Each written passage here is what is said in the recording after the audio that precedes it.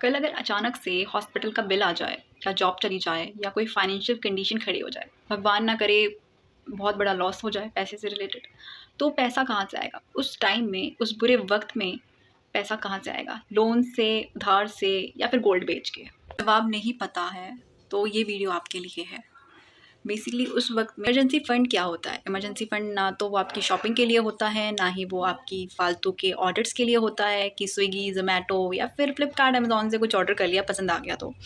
ना ही वो आपके फ़ालतू के खर्चों के लिए होता है, जो कहते हैं ना डिज़ायर्स, इच्छाएँ होती हैं हमारी कि अरे वहाँ जा रहे थे, ये चीज़ पसंद आ गई, ले लिया। नहीं, ये एक अलग होता है फ़ंड।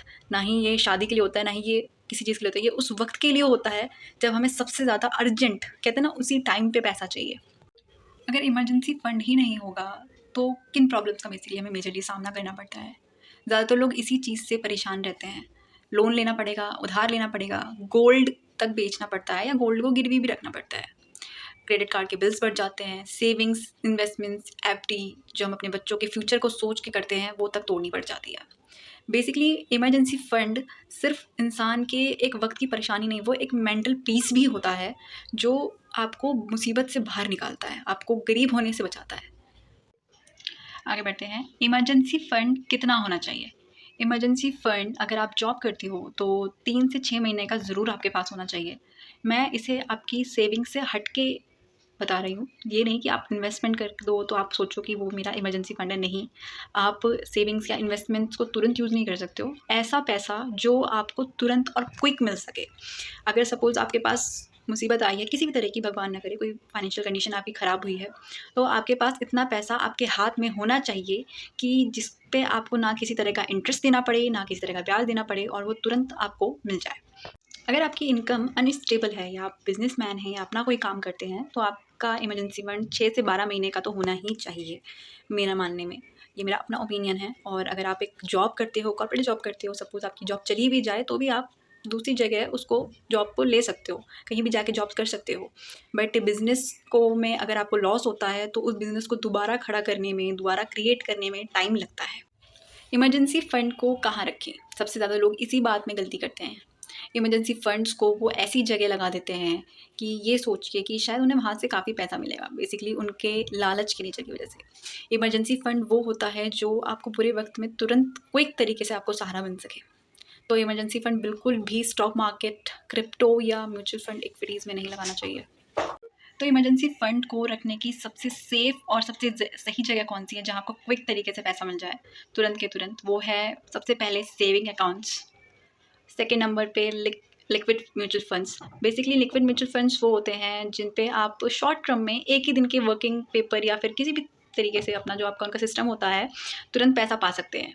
या फिर आपकी गुल्लक जो सबसे इंपॉर्टेंट होती है घर में, अगर लेडीज़ वुमेंस अपने डिब्बे में, रसोई में किसी चाय पत्ती के डिब्बे में या दाल के डिब्बे में या फिर अलमारी के पेपर के नीचे पैसे को छुपा के रखती हैं, तो वो भी एक इमरजेंसी फंड ही है।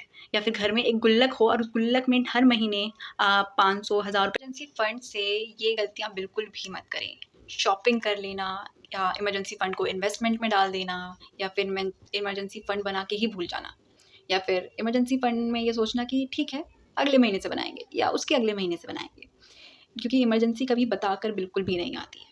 या फिर 5-10 हज़ार रुपये बना के इमरजेंसी फंड में और सोच लिया कि बस इतने बहुत है। इमरजेंसी फंड को टाइम के साथ इंक्रीज़ करना पड़ता है। इमरजेंसी फ़ंड बनाना स्टार्ट कैसे करें? टेंशन की बात नहीं है कि अभी भी आपने अगर शुरू नहीं किया है, तो आज से ही आप अपना इमरजेंसी फ़ंड बनाना स्टार्ट कर सकते हो। तो इसके 3 मेजर स्टेप्स हैं। स्टेप नंबर 1, 1000 रुपए से भी आप अपना इमरजेंसी फ़ंड बनाना स्टार्ट कर सकते हो। अमाउंट भले ही छोटा हो, लेकिन उससे कोई फ़र्क नहीं पड़ता है।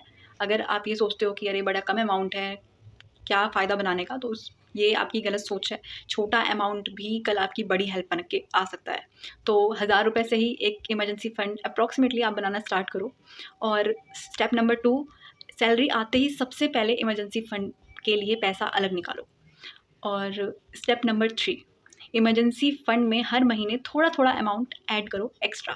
जैसे कि अगर आपके पास पैसे कहीं से भी आते हैं, सपोज़ किसी ने मिलने पर आपको पैसे दिए या बीवी के मायके से पैसे आए या आपको कहीं से मिलाई में पैसे मिले, तो उस पैसे को भी आप ऐड करो उसमें। जितना भी हो सके आपके पास जो एक अमाउंट होगा, वो इमरजेंसी फ़ंड में ही बनेगा।